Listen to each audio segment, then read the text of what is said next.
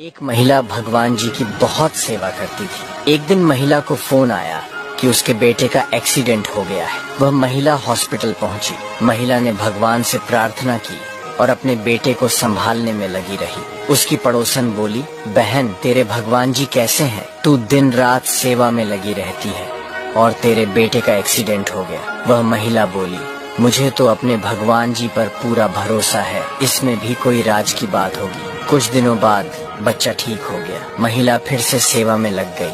फिर कुछ दिन बाद बेटे का फिर एक्सीडेंट हो गया। अब पड़ोसन फिर बोली, बहन तुझे तेरे भगवान जी ने क्या दिया? तो महिला बोली, कुछ घटनाएं हमारी परीक्षा के लिए भी होती हैं। महिला भक्ति करती रही, बेटा फिर ठीक हो गया। अब बेटे का तीसरी बार फिर एक्सीडेंट हो गया। तो पड़ोसन बोली, तू मुझे अपने बेटे की कुंडली दे, मैं महाराज को दिखाऊंगी। महिला बोली, तू भी अपने मन की तसल्ली कर ले, लेकिन मेरा विश्वास नहीं डोलेगा। अब पड़ोसन ने कुंडली महाराज को दिखाई और बोली, इस बच्चे का बार बार एक्सीडेंट हो जाता है, कुछ उपाय बताइए। महाराज बोले, ये क्या ले आई बहन? जिस किसी की भी यह कुंडली है वह तो कई साल पहले मर चुका है। तो बहन बोली, नहीं महाराज, मेरी सहेली का बेटा है और अभी जिंदा है, पर बार बार चोट लग जाती है। पंडित जी बोले, जो भी है उसकी मृत्यु कई साल पहले हो जानी चाहिए थी। जरूर कोई शक्ति है जो उसे बचा लेती है। वह बहन की आंखें भर आई। वह दौड़ी दौड़ी आई और चरणों में गिर गई। बोली, बहन मुझे भी अपने भगवान जी के पास ले चलो। पूछने पर सारी बात बताई और फिर बहन ने भी भगवान जी की शरण ले ली। कहने का भाव यह है कि हमारा विश्वास कभी नहीं डोलना चाहिए। भगवान जी हर पल हमारी रक्षा करते हैं। गाइस, एक युवक को खांसी की समस्या थी। उसने कई डॉक्टरों से इलाज करवाया, लेकिन उसकी खांसी ठीक नहीं हो रही थी। उसके मित्र ने उसे एक वैद्य जी के पास भेजा। युवक वैद्य जी के पास जाता है और अपनी बीमारी के बारे में बताता है। युवक जानता था कि उसकी बीमारी सुनकर वैद्य जी परहेज करने को बोलेंगे, इसलिए वह अपनी चतुराई दिखाते हुए बोला कि दवाई तो खा लूंगा, लेकिन खट्टा नहीं छोड़ सकता। वैद्य जी समझ गए कि यह लड़का अपने आप को ज्यादा ही समझदार मानता है। वैद्य जी ने युवक को समझाने के लिए कहा कि खांसी में खट्टा खाने के 3 फायदे हैं। इससे तुम्हारे में चोरी नहीं होगी, तुम्हें कुत्ता नहीं काटेगा और तुम्हें बुढ़ापा नहीं आएगा। युवक ने वैद्य जी की बातें नहीं समझी और उसने उनसे उनका मतलब पूछा। वैद्य जी कहने लगे कि बेटा, पहला फायदा, परहेज नहीं करोगे तो दिन रात खांसते रहोगे। जब तुम खांसते रहोगे तो तुम्हारा परिवार कहाँ सो पाएगा, तो चोर चोरी करने कैसे आ पाएगा। दूसरा फायदा, जब खांसी ठीक नहीं होगी तो ठीक से चल नहीं पाओगे, छड़ी पकड़नी पड़ेगी। जब तुम्हारे हाथ में छड़ी होगी तो डर के मारे कुत्ता तुमको कैसे काट पाएगा। तीसरा, अगर खट्टा खाते रहोगे तो खांसी ठीक नहीं होगी, और अगर खांसी बिगड़ गई तो उसका कोई इलाज नहीं कर पाएगा, तो तुम जवानी में ही मर सकते हो। अगर तुम जवानी में ही मर गए तो बुढ़ापा कैसे आएगा। वैद्य जी की बातें सुनकर युवक को समझ आया कि वह गलत था। उसने वैद्य जी से कहा कि वह उनके बताए अनुसार परहेज करेगा। कहानी से सीख, चतुराई से काम लेने में कोई बुराई नहीं है, लेकिन समझदारी से काम लेना ज्यादा जरूरी है। चतुराई से काम लेने से हम कुछ समय के लिए लाभ उठा सकते हैं, लेकिन समझदारी से काम लेने से हम हमेशा लाभ उठा सकते हैं। एक बार एक पहाड़ी पर एक बुजुर्ग आदमी 3 गठरी उठाकर चढ़ रहा था। रास्ते में एक नौजवान उसे मिला। बुजुर्ग आदमी ने नौजवान से कहा, बेटा, क्या तुम मेरी एक गठरी अगली पहाड़ी तक उठा सकते हो? मैं तुम्हें बदले में 5 तांबे के सिक्के दूंगा। नौजवान ने खुशी खुशी हामी भर दी।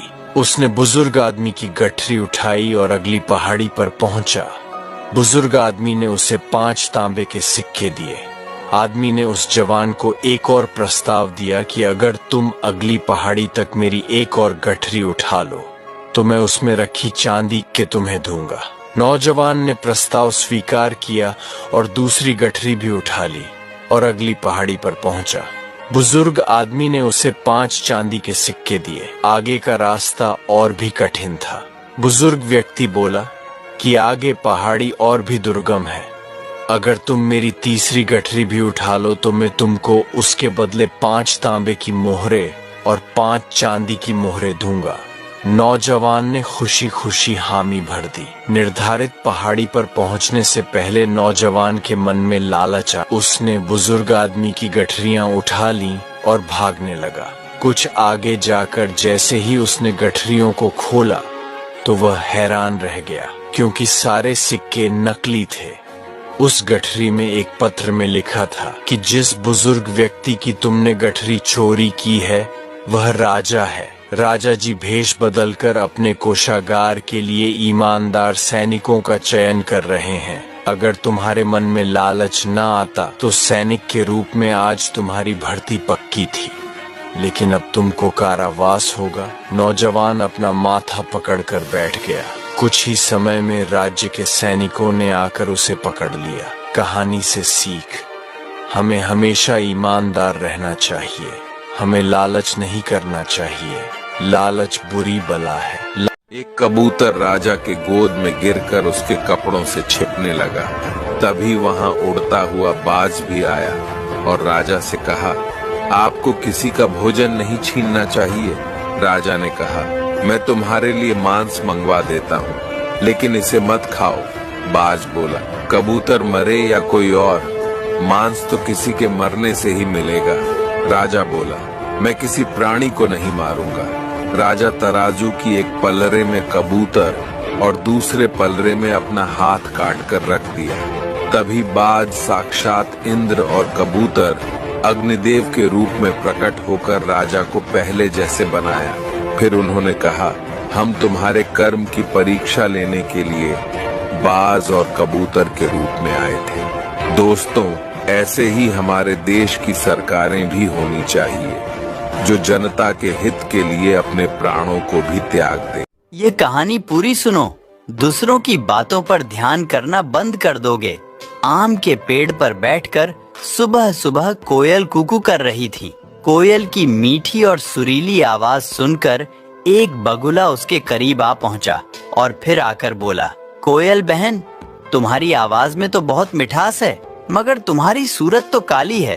भगवान ने सचमुच बहुत बड़ी गलती की है। कोयल ने कहा, कैसी गलती? बगुला ने कहा, जैसी तुम्हारी सूरत है आवाज भी वैसी होनी चाहिए। देखो मैं कितना गोरा चिट्टा हूँ, तुम्हारी सुरीली आवाज तो मुझको मिलना चाहिए। कोयल बोली, बगुला भाई एक बात बोलूं? जरूर बोलो। कोयल बोली, भगवान ने जो कुछ किया है ठीक ही किया है, उसने कोई गलती नहीं की है। कैसे नहीं की है? कोयल की बात मानने को बगुला एकदम तैयार नहीं था।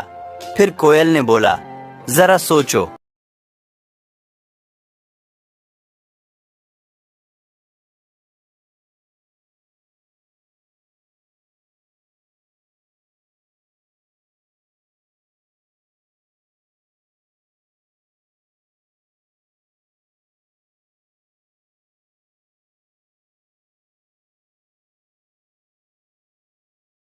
एक आदमी और उसकी पत्नी चिड़ियाघर घूमने गए। देखते देखते वो बंदर के पिंजरे के पास पहुंचे।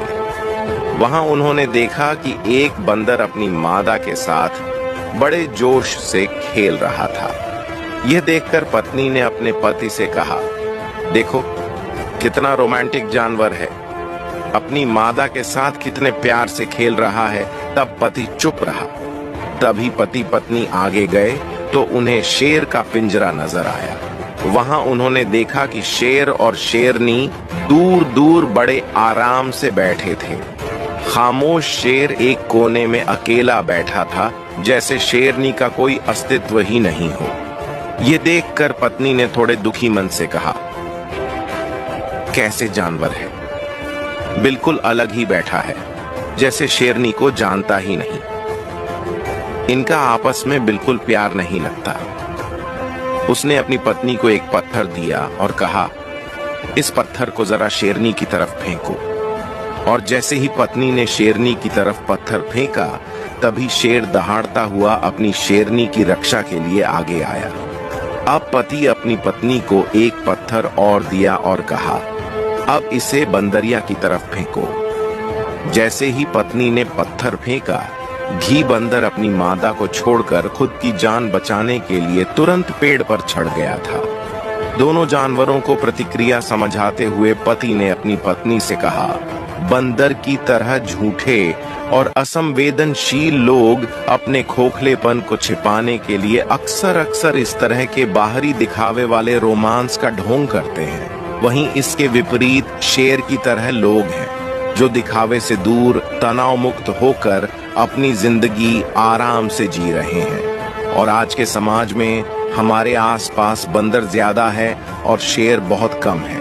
एक बार एक दिन संत कहीं जा रहे थे, तभी एक आदमी मिला जो बहुत परेशान था। तब संत ने उस आदमी से पूछा, क्या हुआ जो इतनी परेशान हो बालक? तब उस आदमी ने बोला, बाबा, जिंदगी में कितना धन कमाना चाहिए कि सुख से रहा जा सकता है? तब संत ने मुस्कुराते हुए बोला, तुम्हारे पास एक मकान है जो 5000 स्क्वायर फीट का है, लेकिन तुम रहते हो 500 स्क्वायर फीट में।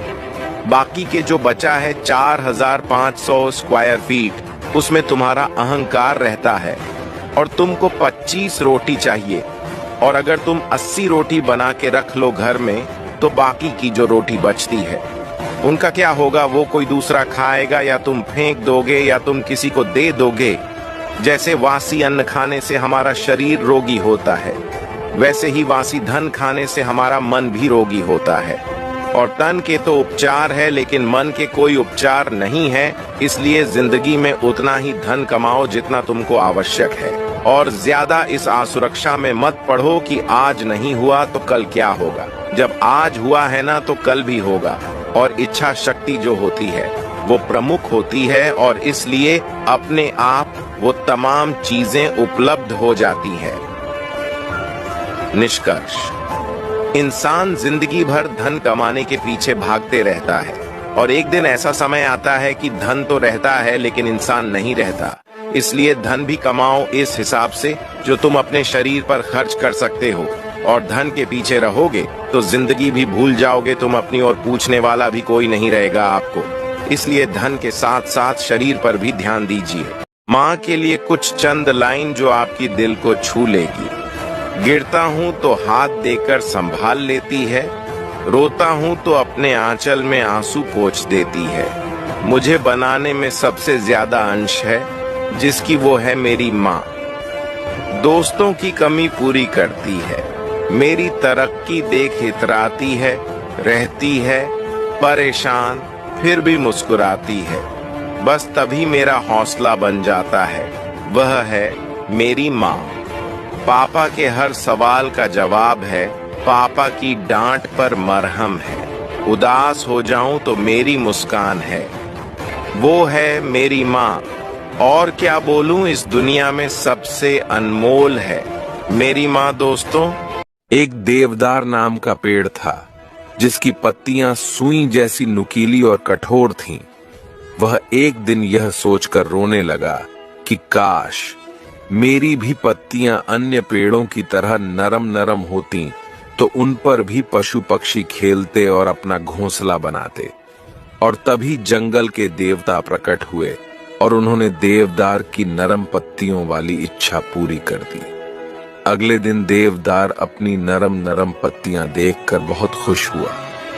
थोड़ी देर बाद एक भूखी बकरी आई और देवदार के पेड़ की नीचे से सारी पत्तियां खाकर चली गई। ये देखकर देवदार फिर रोते हुए बोला, काश मेरी सोने की पत्तियां होती तो बकरी उन्हें नहीं खा पाती। जंगल के देवता ने उसकी बात सुनी और मुस्कुराकर उसकी यह इच्छा भी पूरी कर दी। अगले दिन देवदार अपनी सुनहरी चमकती हुई पत्तियां देखकर बहुत खुश हुआ। थोड़ी देर बाद दो चोर आए और उसकी सारी पत्तियां तोड़ के ले गए। देवदार फिर रोने लगा और तभी दोबारा देवता प्रकट हुए। उन्हें देखकर देवदार ने उनसे हाथ जोड़कर कहा, हे देवता, मुझे अपनी कठोर नुकीली पत्तियां ही वापस दे दीजिए। उन्हें न कोई बकरी खाती थी न चोर चुराता था, वे सबसे अच्छी थीं। देवता बोले, अब तुम्हारी समझ में आया कि जो ईश्वर देते हैं उसी में खुश रहना चाहिए। अगले दिन देवदार की पुरानी नुकीली पत्तियां उसकी टहनियों पर वापस